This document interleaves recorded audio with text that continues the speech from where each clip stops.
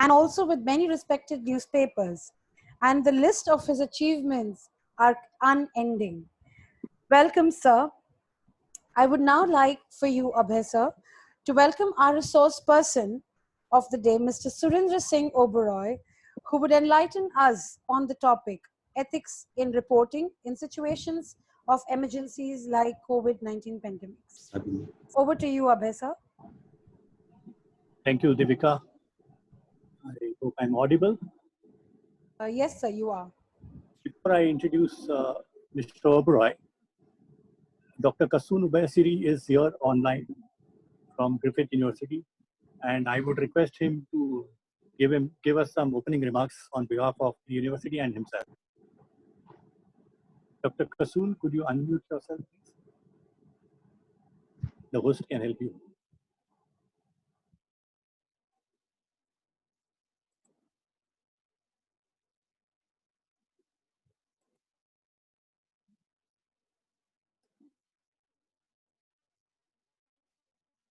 Dr. Kasun, I can see you online.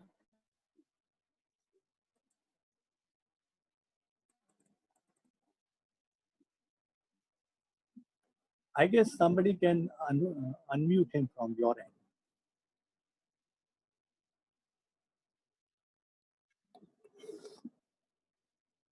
Yeah. Okay. Yeah. Thank you. Hi there. Thank you very much, Abhay. Look, I won't take too much of your time because I'll be talking to you in a couple of weeks.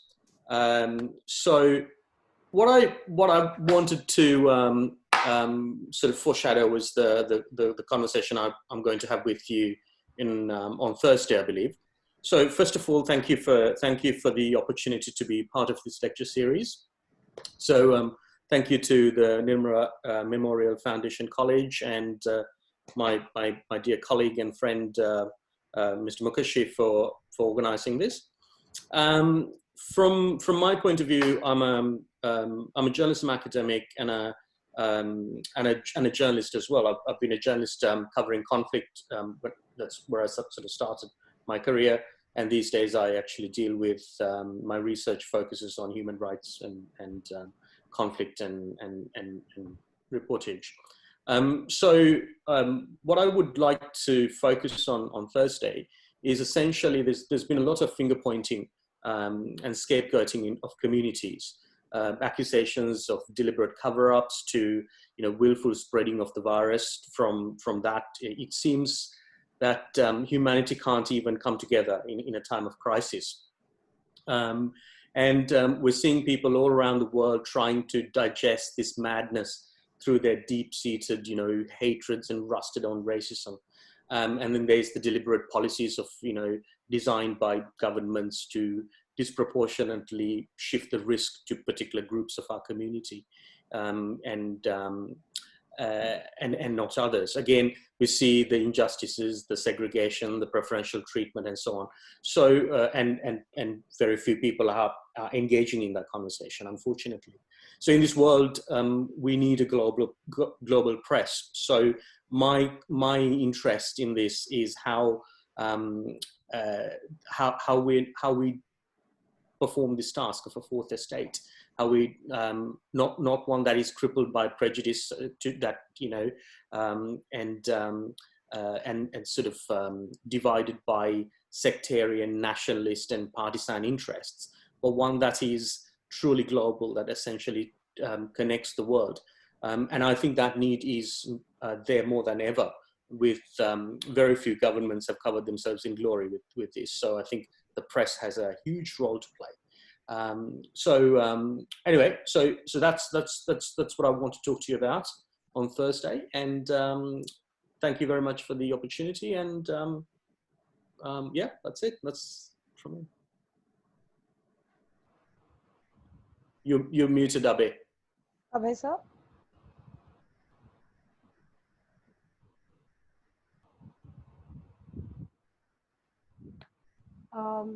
I think Abhay sir is facing a bit of technical problem. Abhay sir,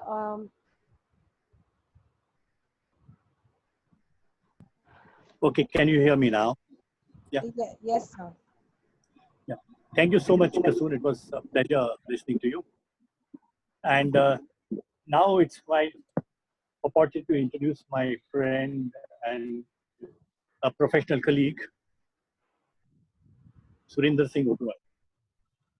Now, Surinder Singh Oberoi has also been a journalist for a long time. He was the bureau chief of Star News in Kashmir, and he was also the bureau chief of the Asian France Press, that is the AFP, a renowned uh, media agency, news agency from France, and he was based again in GNK. He also had the honor of being with the first German television service, and he also worked with the India Today. As a journalist, I would envy him. He was in a position to cover the Kargil war. Not that I want wars, but wars are bad. But he had the opportunity to cover the war between India and Pakistan. He's been writing regularly for national, international media. And he's appeared as a journalist in the National Geographic. He has been adjudged as the best reporter of India by the New York Times. And he's won several fellowships. The prominent ones are the Bulletin of Atomic Scientists of the University of Chicago. And then he won the fellowship of the Henry Stimson Center, Washington. And he's presently the head of the communication and he's a political advisor of the International Committee for Red Cross, based in Delhi. But he covers areas like India, Nepal, Maldives, and Bhutan. It's a pleasure to listen to you, and I've had the opportunity to listen to you earlier, Surinder.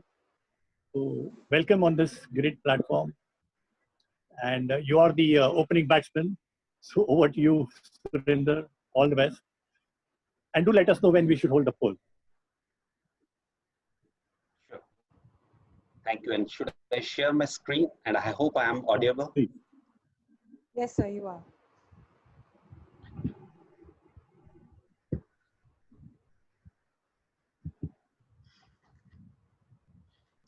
Great.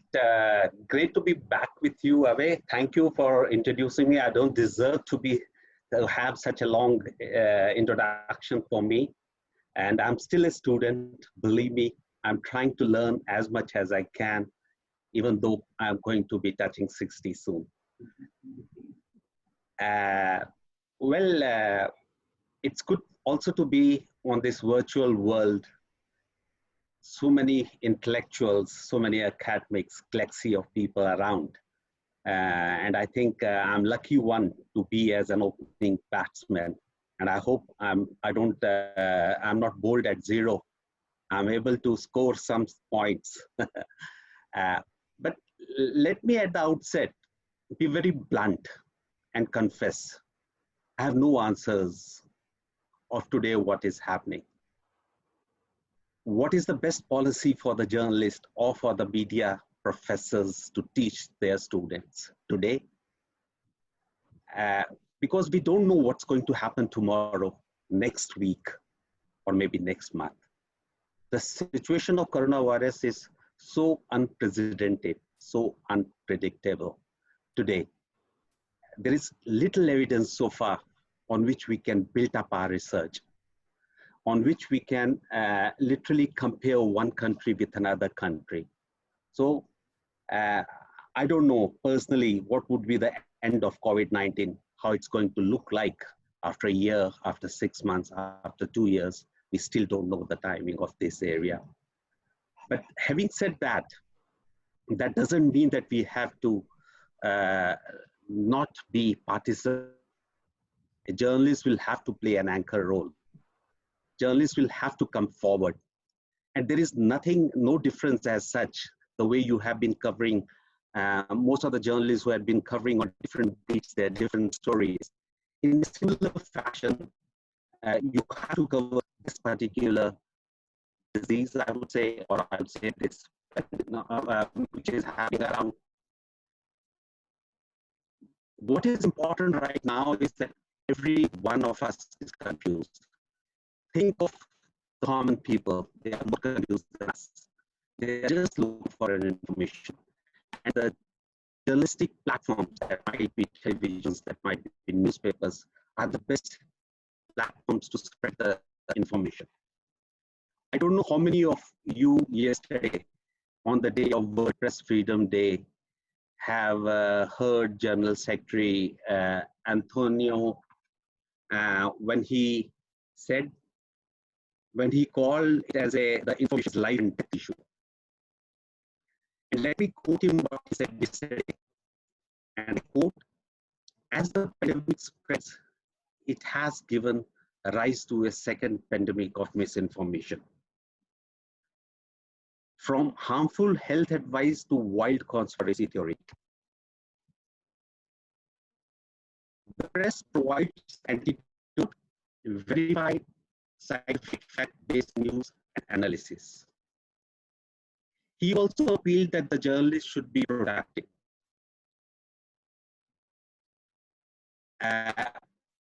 But he did not mention how to be productive.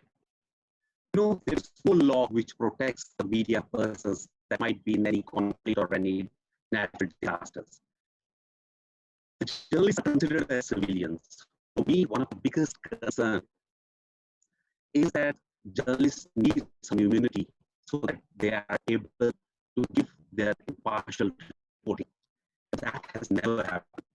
Everyone has come forward saying that the journalists should be protected, but finally it's the states who look into the protection laws as far as the media persons are concerned.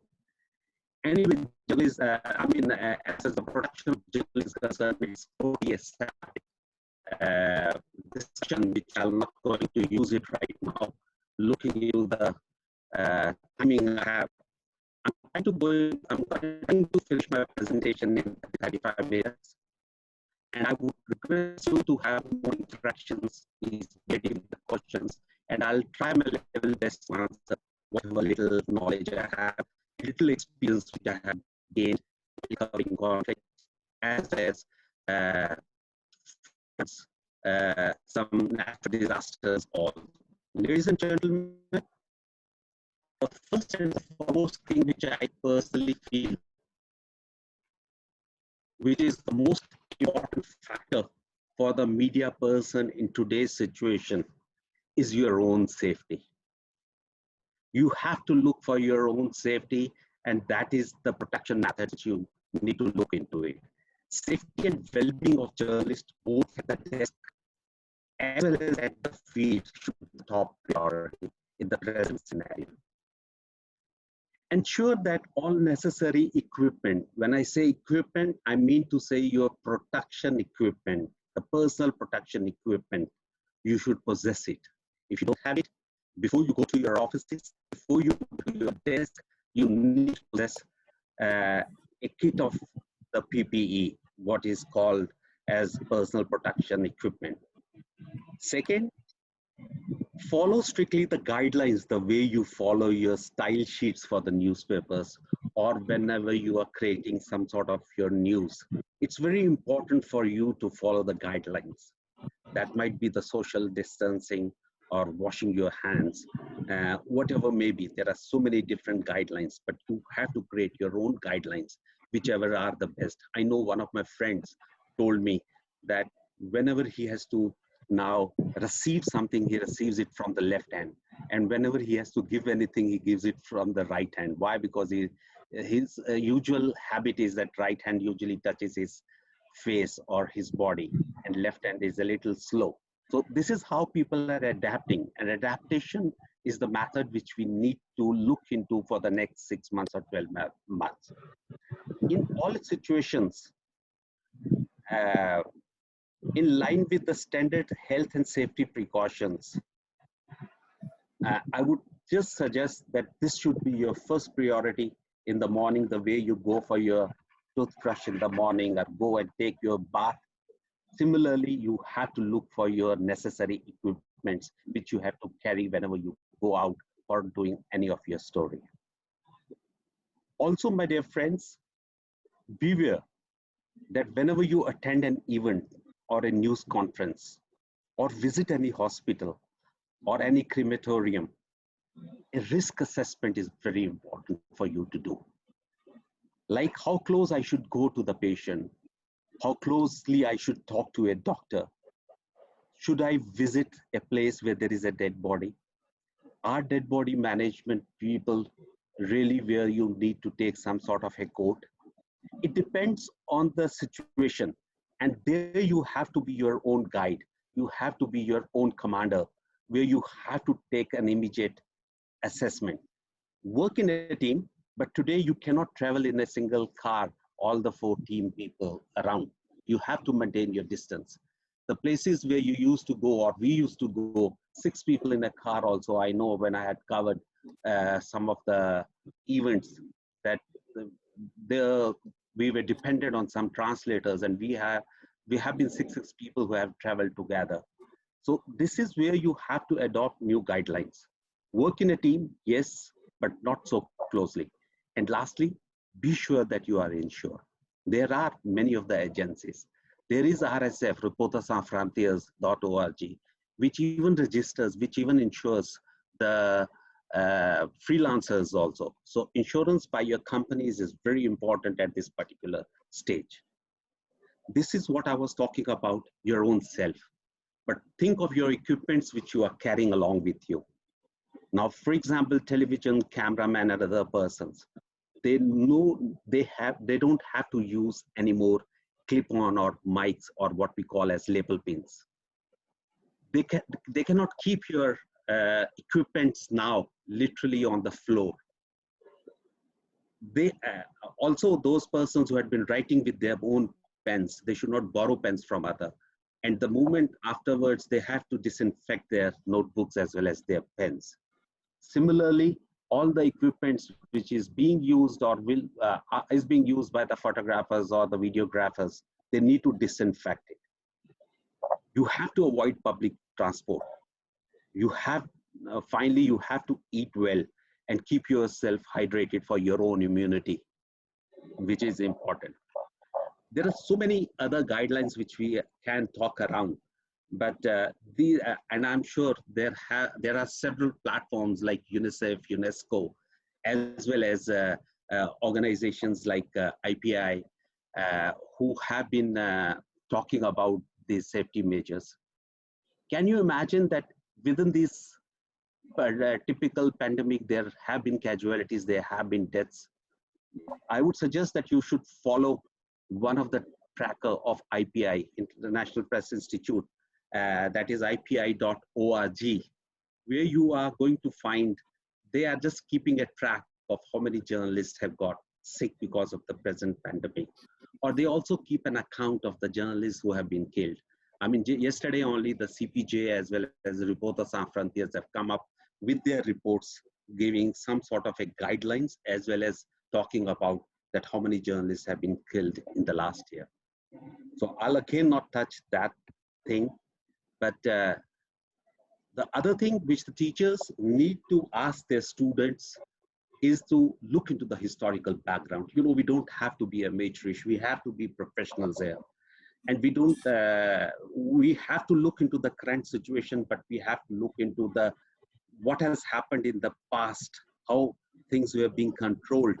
That might be the 1918 flu or a Spanish flu, or even the Ebola, which is happening in the West Africa, how the situations are being controlled. Or look into our own country, where how cholera and tuberculosis were controlled, which, and I remember not very far away, like 10 years ago, Tehelkar photographer just died because he drank some water in the forest areas of Chhattisgarh, not maintaining, and he suffered because of some cholera and other things. So current situation is to be looked into, but you have to look into the history and background. And there are, I mean, if you try to search around, you'll find so many of them that might be 16th century or 17th century or 18th century. There have been millions of deaths taking place, but finally there was some sort of a control method. And even that time, many of the media persons, especially in the 20th century, at the time of First World War and around that area, the journalists had been covering the situation. The other factor is about the local culture. You know, this is also important that we have to adopt. I'll be talking in a different slide on the behavior of a journalist in such a situation. And the most important issue is that what does the law says? You cannot, in emergency laws, at the time of a conflict, the local commander is the commander who gives you an order. Many a times journalists get embedded along with the security forces and move along with them. Here again, there are special laws which are taking care of it. Now, district magistrates are the ones who give the immediate orders because of the emergency laws which are existing.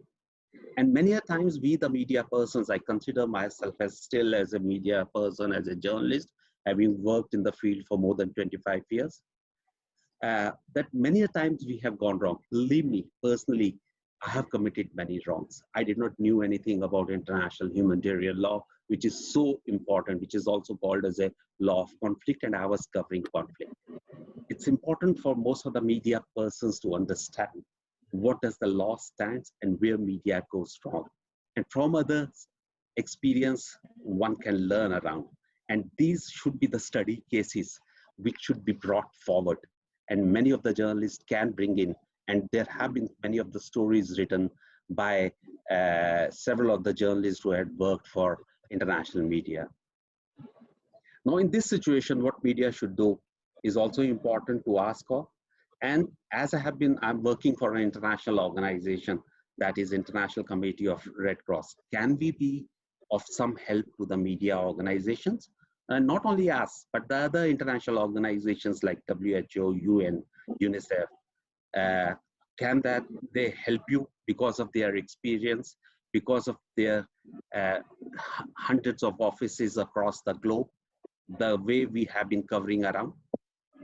So let me come back very quickly to the history. I'm not going to I'm not going to deliver a lecture on this history, but it's important to understand the global effects, the regional, the national effects, how things are looking into, and how different treatments have been there. It always helps. You don't have to become a researcher, but once you have got the basic knowledge, the ground knowledge on any of the issues which you are covering, that might be the present coronavirus or COVID-19 or any other thing which you are doing, it's always important. And this is the key for the successful journalists, the people who understand the past, who can then work for the present in a better way and come up with a very good stories for the future.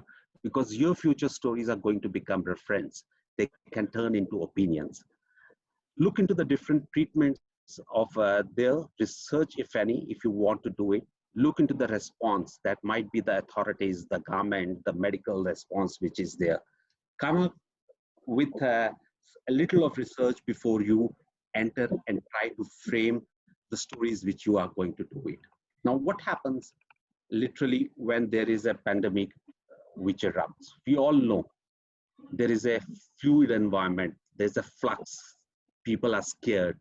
There are massive rumors. Shortages of goods are there. Displacement and separation, you have seen recently that how many desperate family members like migrants, the internally displaced laborers, who just wanted to meet their family members. I know personally, I was talking to a couple of them, the rickshaw persons around. They did not have the telephones to call their family members. And that is what is required, that family reunions can be possible. And there are many organizations which are working around. And this is where the journalists can come forward once they understand the role of each and every international organization. They can look forward and they can even suggest or give information through their newspapers, through their stories. I don't have to talk about the propaganda and accusations, which you all know how things were there. And the previous speaker was also mentioning about how communities are being used around unnecessarily. But this is the role of, again, media persons who can bring in lots of changes. Other than that, if you today visit any of the government facilities, you'll find that most of the beds are covered. It's difficult for the new and patients to enter into that area, the way the spikes are taking place. So medical facilities, doctors, which is already short, in the countries, on the developing countries. Not to talk of the developing countries, even in the developed countries, there's always a shortage of doctors or medical facilities. So they are our burden. And lastly, logistics is an issue, which again needs to be discussed, that how we are looking into it. Once you have this background with you, then you can frame your story in a better way. You can look into the scale of your story. Who are the audience? Where it's going to reach? How you are going to look into it. Now, the most important factor is, if you look today, what is going to happen is that entertainment industry and media is going to suffer in a big way. There are presently no advertisements, and they are further going to dry up. TV channels running are out of show. Newspapers are facing threats of closure. So naturally, the jobs will also suffer. Financial shock, we are yet to see it, and we all are going to face it. It's going to have a long-lasting effects, as far as when I can look into my crystal ball and if I can think for, and I don't have the correct data as yet. Why? Because it's still young and it's still not much of the research has been there. So look for the concrete and correct data. Data is the new fuel today, and data is the one which can give you some sort of a comparison about your research. And also, lastly, the source is very important. We all know how the present false media is being used, that every person is getting some sort of a false news. So source is the important factor. And this is why social media, we always will have to reconfirm. We all know Twitter has become the fastest news agency of the world today. And we are also getting so many several sources of pandemic misinformation, a complete false news which is spreading around. And think of those persons who are not educated. They just start believing on it. 80% of our population, at least in India, does not understand that what is the right news and what is the false news. They just believe and they forward the messages. Same way, the political war continues to take advantage. So there are deliberate attempts to use and misuse social media. So that is very important for all of us to look into the sources. These are all challenges. And truth, as I said, that once there are so many factors which are happening that might be in the shape of propaganda or in the shape of rumors, the truth becomes the first casualty. And access to the right source and data is so difficult because people start believing in the wrong things. The flux environment around us, again, keeps most of the persons to think and rethink, because you cannot get the right information from the right persons. And that is where a balance between professionalism and a propaganda needs to be not only studied, but you need to have a lot of patience to be a keen listener, but then to filter it according to the requirements, as well as, I would say, according to what you feel. That's why your research is important, the history is important, the background is important. You will not fall a prey of confusion. And of course, the biggest challenge of, as I said earlier, is medical facilities and helplessness among many of our friends. So, my dear professors, teachers, it's the responsibility of all of us to teach the students, to teach the new generation, so that tomorrow they all should not blame us. Please avoid glorification. We have seen many a television, I don't have to name them, that how small information is glorified in such a way where numbers are being played and one-sided information is there. Quality of news is what we need to maintain. It has to be informative. It needs to reach to the public. It needs to reach to the persons who are illiterate or who don't have an access to the televisions or the radios. And that is how you can preserve the human dignity. Stigmatization and discrimination can be avoided if media is active and if media knows how to put forth their stories and bring in information. Uh, I was also talking about the law, and I mentioned that there is no law that protects media persons. So media persons might consider themselves that their identity card is very important. That is the only weapon which they have with them, and that's why they are called as fourth estate. Their pen, of course, is mightier than the sword. But in emergencies, the news can be censored. It totally depends on the local commanders who are there. That might be in the shape of deputy commissioners in the natural disasters, or in the shape of commanders who are working on the borders in a warlike situation. So journalists engaged in the dangerous professions do not have an immunity I mentioned earlier, and they will be always considered as civilians. It totally depends on the authorities that may allow them to cover a particular incident or they may not. Here today, when I look into the law, on 24th March, the central government invoked the National Disaster Management Act. Now, some people said it's questionable as it's enacted in wake of national disaster and not public health emergencies.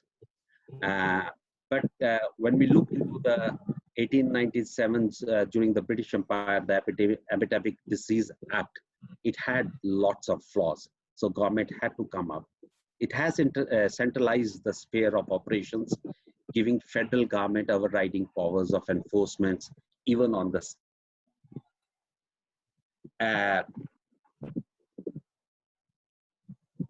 but many of the states also are looking into with this, I mean, the local IPCs, when they have to deal the offense affecting public health safety. And I divide it into two parts. This epidemic disease, things like dealing with the public nuisance and dealing with the quarantine.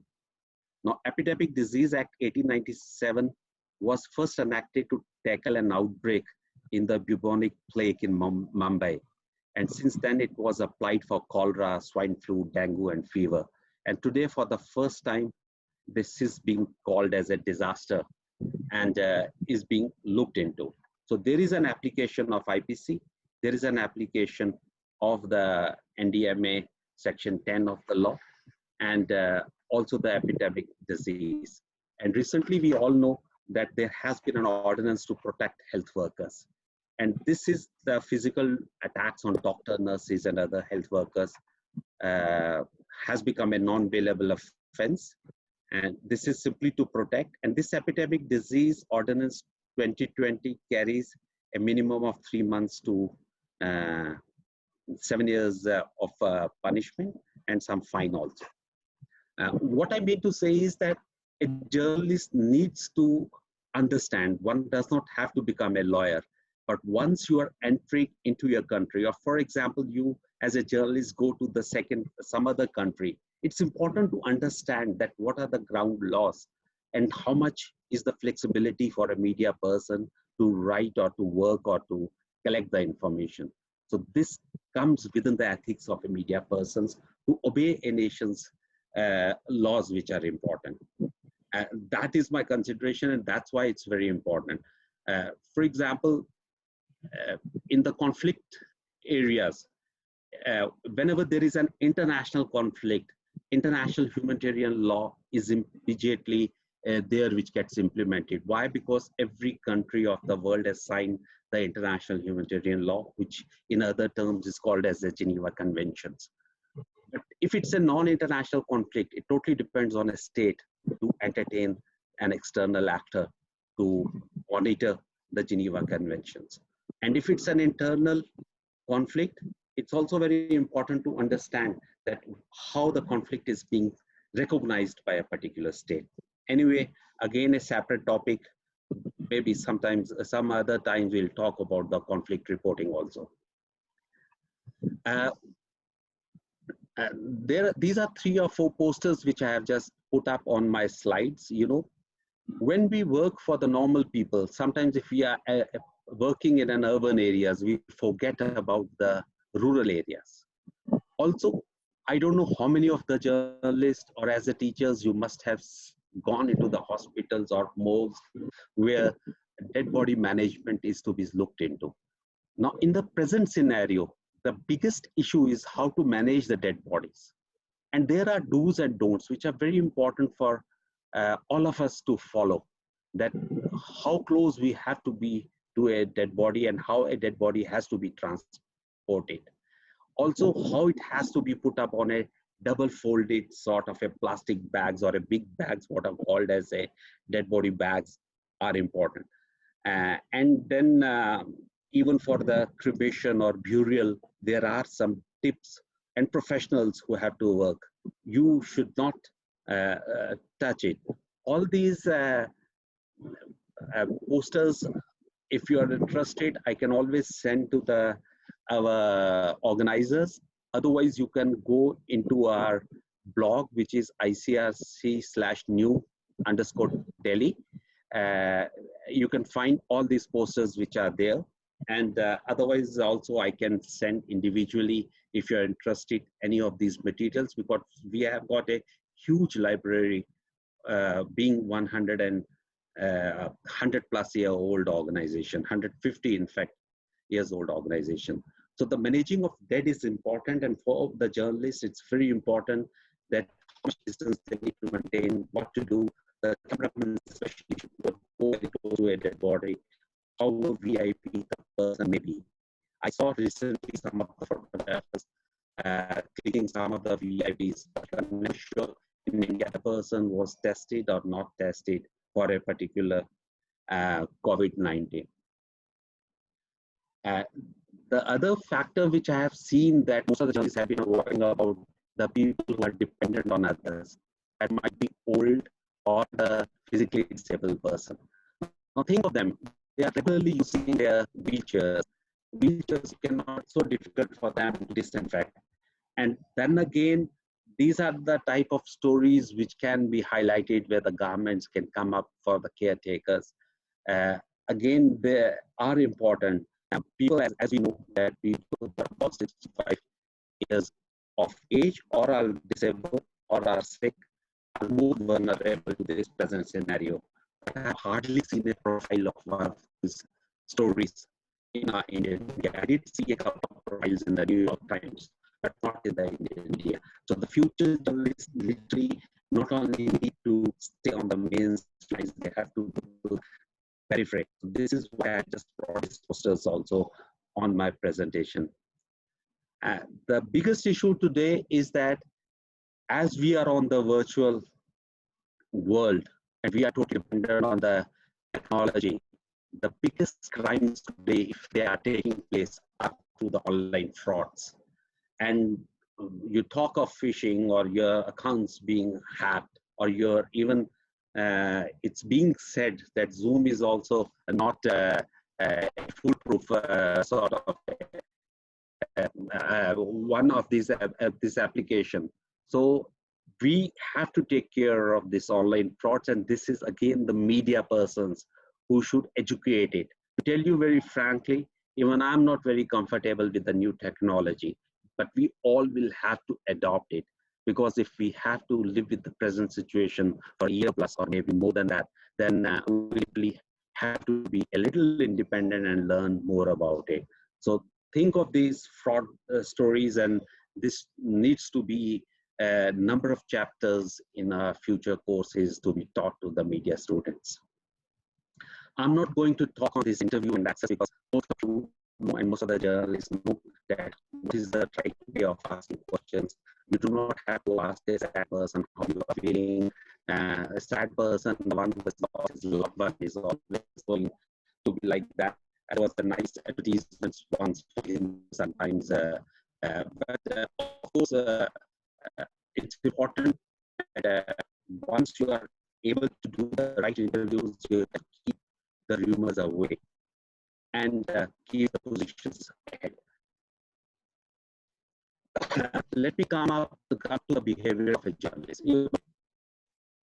Many times we feel that it's our right to enter in many of these areas, and I have suffered personally. Believe me, I was suffering once a gun battle between the military and the security forces. I did not realize that after the battle, I entered into a room which was a prayer room along with my shoes. And I felt so bad because one of the ladies was shouting in the local language, and I did not even understand the local language. So the self-discipline, and that is why the culture is very important for most of us to understand. If you have some local persons along with you or covering those things, that helps you. So uh, you should not be seen as an enemy when you are covering or when you are entering into any of the situations or houses. It's important to understand the local customs, cultures. In some communities, showing up this harm is very good, and showing up this harm is sometimes a very bad issue. So it's important to understand that when you are entering, especially with the tribal areas, that is customs and cultures are to look into. Their globalization does not work. So it's important to have a self-discipline and to understand the local situation. Do not interfere unnecessarily. If people are not feeling comfortable, please return. And go back again. I know have I gone to several of the situations many a times. If you go many a times, you'll get a better story because you always get different people to talk to. And finally, do not get angry. If people are not ready to give you a report, doesn't matter. You don't have to be sarcastic or threaten them or tell them that you are bigger than a top police officer or someone is your relative. It's you cannot be sarcastic at all whenever. And this behavior of a journalist again needs to be started, I would say, very much within the media schools. Of course, practically when you are moving around, it's important that you learn it as you move forward. But still, when you are taught that you are no bigger than anyone else, you are like a civilian, naturally you are not going to behave like a top officer. We all have experienced practically that at where media goes wrong. It's also always important that lessons learned by us should be taught to journalists. I don't have to read it. You all know that many times we believe in self-censorships and there is a commercial competition. I don't know how long this commercial competition is going to last because a lot of our industry, as I said earlier, is going to be affected. But it's a competition which is there and we do go wrong. And so many a times we give a very impartial information. And if we are giving a wrong information, the wrong opinions are going to be built in the society. We will not be able to humanize you, but are going to believe the humane face of our news, which is there. So it's very important to correctly write your story, check and recheck. It's also important for all of us to verify as many times as possible whenever before we report or whatever we are doing. And remind the world of what pandemic also is important. Why we should all do this? As I said, mobilizing support of the benefit of humankind. This is where we can bring the communities to live with each other, not to talk against each other. If our stories are right, and if we are able to showcase that somebody was speaking a wrong news or the wrong source story has been carried out. This also helps most of the organizations who have an impunity to reach to a particular place. When they read your newspapers, when they hear from the television, and when they feel that their need is there, they're surely going to reach to that spot. And this allows international organizations like ICRC, WHO, and other organizations to create their own roles. If they cannot directly come to forefront, at least they have partners or other organizations, the local organizations who are working with them. So their networking, if you need to take care of their networking, it's important. For example, ICRC, we do not have lots of people who are working here, but we have been able to activate Indian Red Cross Society who have got 700 branches across India. And even if there are 2 or 3 volunteers of each organization, the number itself multiplies into thousands. So that's how we are working. Same way, there are medical staff here and other organizations that are also trying to do a little whatever they can. And this is how the outside actors can chip and share. the situation of bringing some sort of a help. I've seen this thing with the Gujarat earthquake had taken place, or earthquake which had taken place on both sides of the Kashmir, that how different organizations were able to reach to the area where it was so difficult to travel, because mountainous areas where there was an earthquake, nobody was able to reach on foot through roads. So you had to go by foot or use helicopters. And this is where the help outside is sometimes very important. The way India has been consistently sending the medicines to 55 countries again is going to some sort of help. And how you can do it? Avoid simplification and exaggeration of stories. Let the reality be spoken about. Avoid repetition of the official or leader's statement or the other party's statement. Treat all sides equally. You don't have to distinguish between others. Consider the wide implications, and the most important thing is you have to look for the legal ramification and the language which you are using, the words which you are using. I know many a times people write in sort of no need to use adjective. I remember many of the journalists would write, huge blast took place, however there were no injuries. So those type of adjectives are to be removed.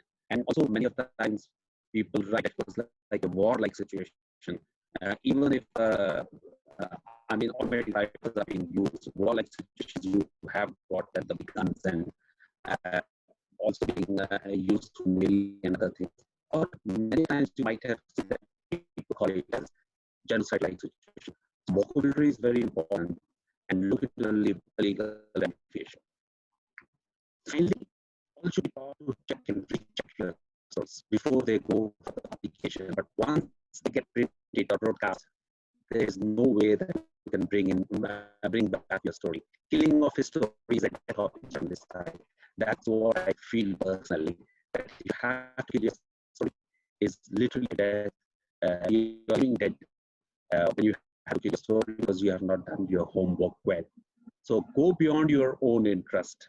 I mean, I am a rice eater, and sometimes if I go to some other country, I have to eat noodles. Accept it. If you have gone to that country, you have to look into beyond your interest. Reconfirm your story. It's not going to create panic, fear, and your story is not going to harm anybody. And avoid making an opinion into a fact, which is important. Because many a times I have seen diplomats whisper into your ears some sort of a story, and early in the morning when you go on your desk and you do a story, and then the same diplomat tells you that I have read it from this particular story, this important information. So you are carrying someone else's opinion rather than the facts which should be there. Avoid using strong languages, I have already mentioned. Now, how we can do a little help? See, we are present in 80 countries as far as ICRC is concerned, and we face all these type of situations. We have got a good system and nearly the same system. So we keep on disseminating our work. We try to do workshops, do several conferences, briefings, operations wherever we are present. For example, countries, especially in the West Africa, and we believe in the confidentiality. Why? Because we work a lot in jails and prisons. Today, wherever there is a large population, chances of this disease spreading are too many. And this is one of the reasons that our operations in prisons presently are one of the biggest, and we are trying to do whatever little we can. For journalists, we have got this small booklet called as Hotline, and we do give assistance for the journalists. For example, I remember in Iraq, one of the local journalists was arrested who was from Bangladesh, and we helped. Why? Because we had an access to that particular jail. So many a times the family reunion, or if we get an information from the editors, we do talk about it. Lastly, we do a lot of research and monitoring.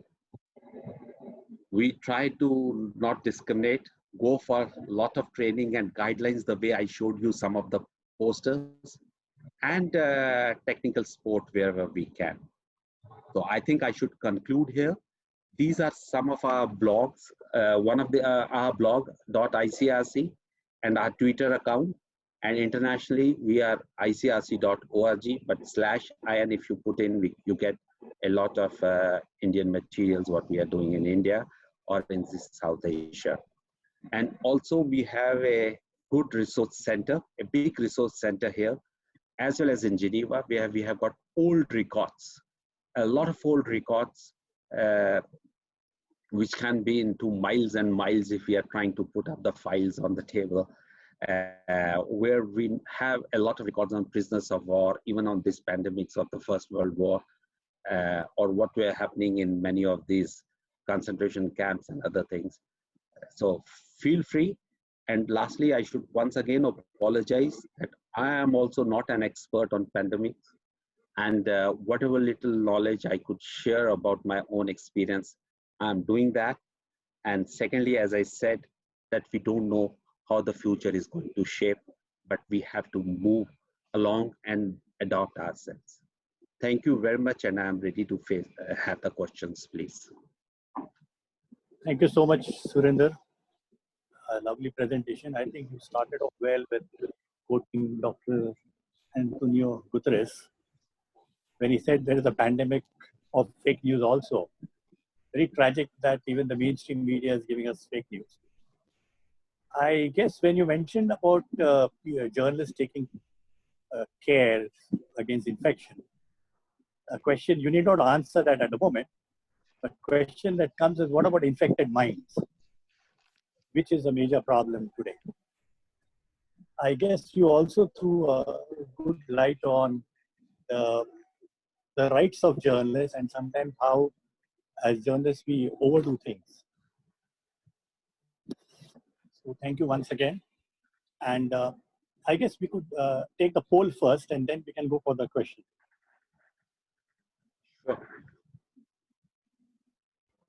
Yes, we can do the polling.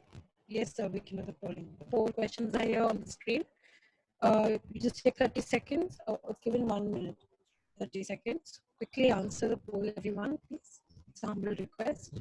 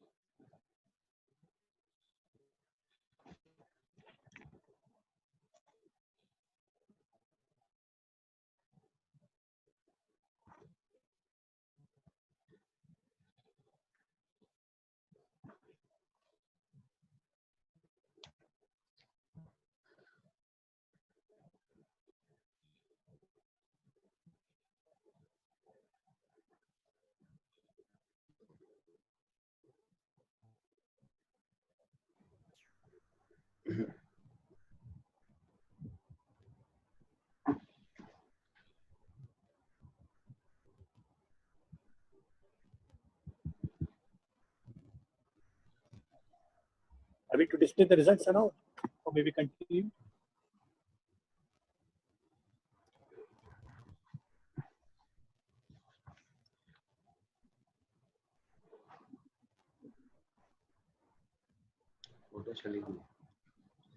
Surinder, any comments on this? For my first question, I would say that, you don't have to become a news yourself. News person is there to collect the news. So save yourself first of all. That is the first prime duty. And the second is all of the above. This is where we need to look into. Very true. That's there. Until and unless you save yourselves, it's not important that how I bring in the news or what I do or what I don't do. Of course, then it's your duty to collect the news, as well as if you have a time to save the sufferers. But first and the foremost is to save self. And if you are safe, then only you can move and give your opinions as well as your news about it. Thank you. Surinder, I know we were to wind up at 5, but if you are okay, we can take a few questions from the participants. No problems. Please feel free. We ask I'm going by the people who have raised their hands. Could we ask Purswani Nitu to ask a question? You can unmute yourself.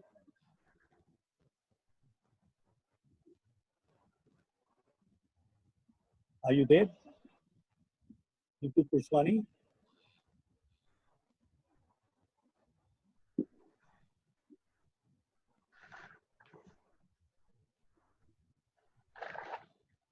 Hello. Yes. Yes, please go ahead. Hello. Yes, we can hear you. Please, we can hear you. Go ahead.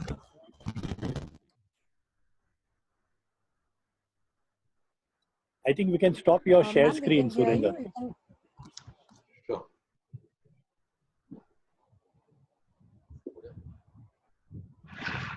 Ms. Purswani, you can ask your question. We can hear you. Hello. Yeah, Yes, please go ahead. We can hear you. Please go ahead.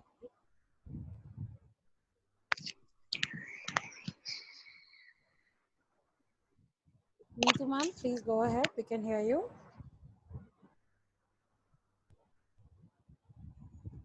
Okay, if there's a problem, we'll go to the next person. Mr.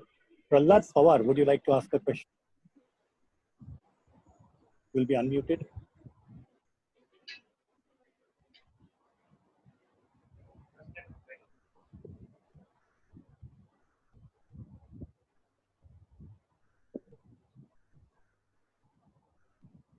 Yes, Mr. Pawar, go ahead.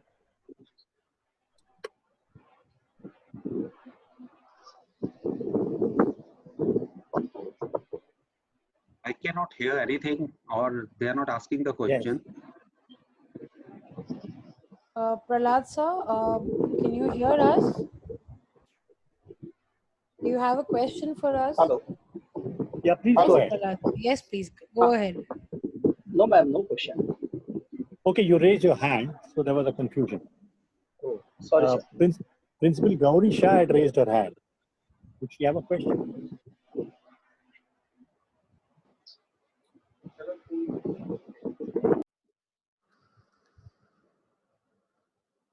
Yes, Principal Gauri Shah.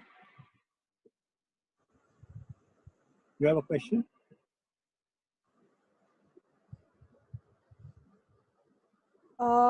I think she's not there on the call.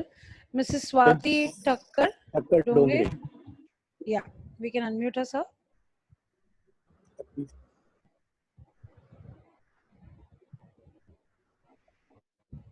We do have Nina as well. I think Swati ma'am as well is not available. There are no questions in the chat box. Yeah, please put it on the chat box. And we have Nina ma'am who's asking.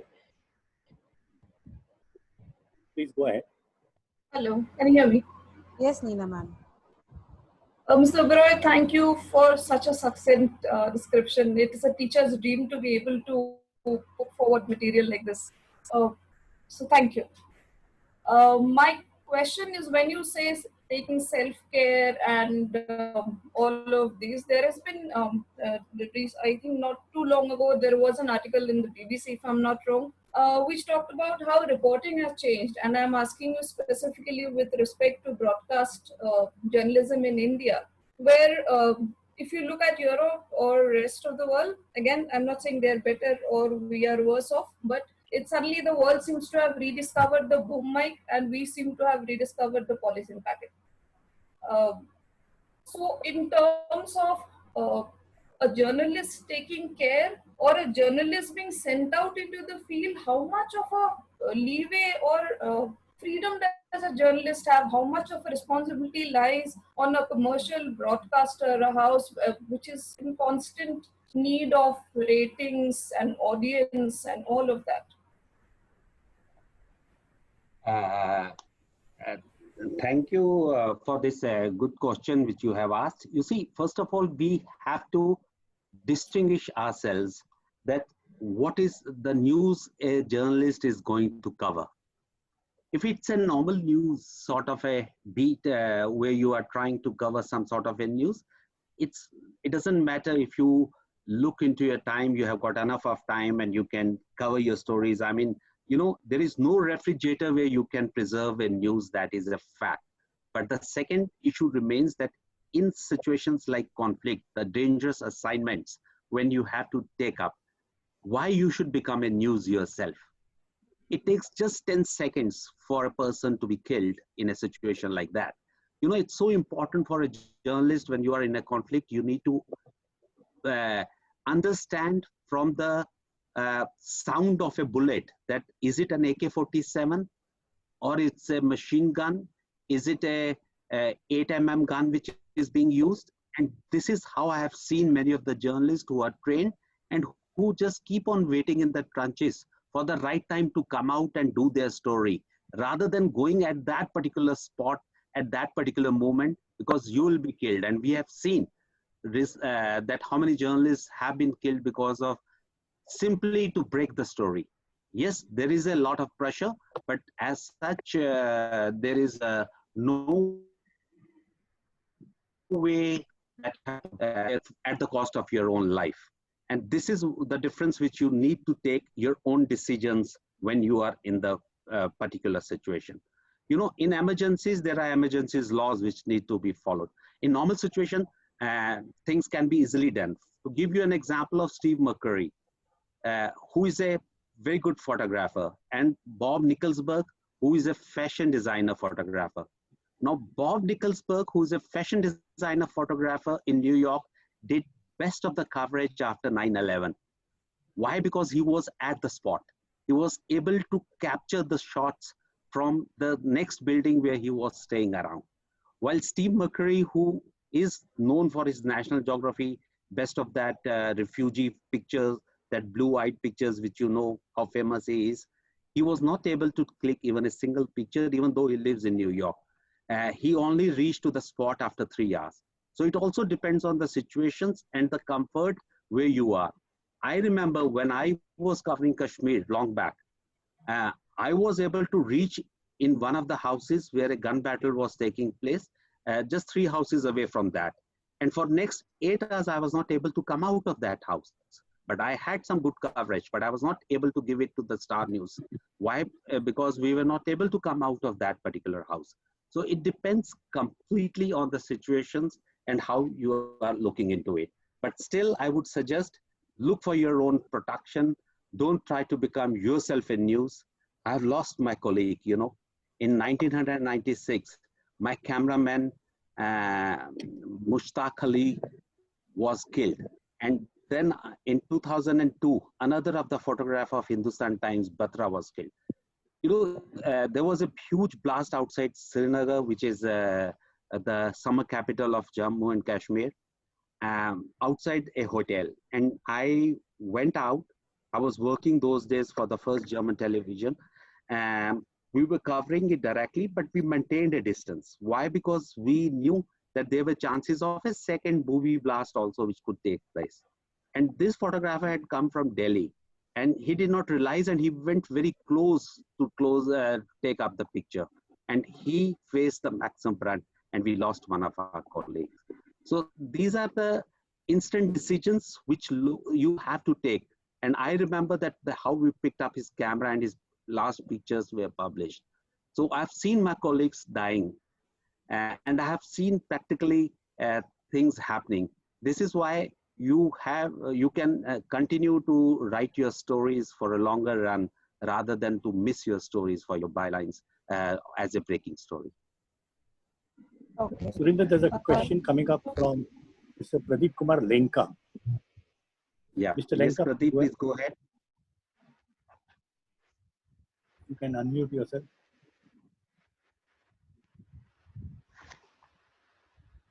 Hello, Yes, Pradeep am I sir. Yes, audible? Pradeep. Yes, Yeah, please Pradeep, go we ahead. can hear you loud and clear. Sir, what is negative journalism? uh, you know, for me, anything you call it as a yellow journalism for blackmailing or a negative journalism. If you're what Abhay was mentioning that it's a sickening of a mind if you do start, then you don't deserve to be a journalist if you look forward to play with the fate of most other people around. So there are many of the journalists who have been writing about this negative journalism. They just think of writing something always which goes against the stream. So that becomes more or less uh, their way of writing or their way of coming of their opinion. They don't believe in the balance of their story. You can have an informed opinion from one side, but you have to balance your story from the other side also. I may be supporting in my personal life a one particular party, but if I am a journalist and I am sitting on a desk to edit a story, I need to balance my story to have the quote of the other person also. And that's how you maintain balance. Otherwise, if you have a one-sided story, it definitely goes as a negative story. I Thank you, hope sir. I was clear, Pradeep. Yeah. Yes, I think we might just take if Dr. Neetu Purswani seems to be online again. Otherwise, we should be winding up. So I have a couple of questions from Facebook here. Facebook We'll live have to audience. first, yeah, but we'll have to first check out with Mr. Oberoi if he's available. Yeah, Yeah, sir. Can please we go take ahead. it No two worries. questions? If I'm able to answer, I'll surely answer. Sure, sir.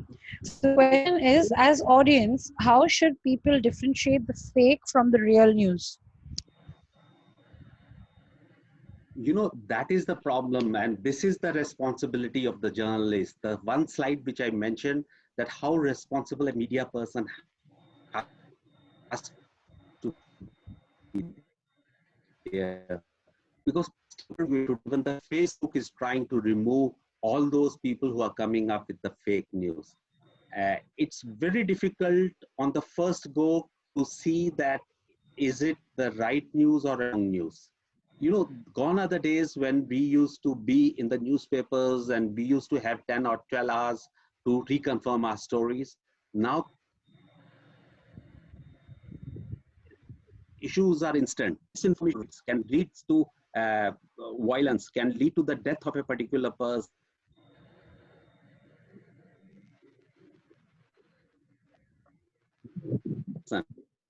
I think some network issue at your end, Surinder. So this is where a journalist.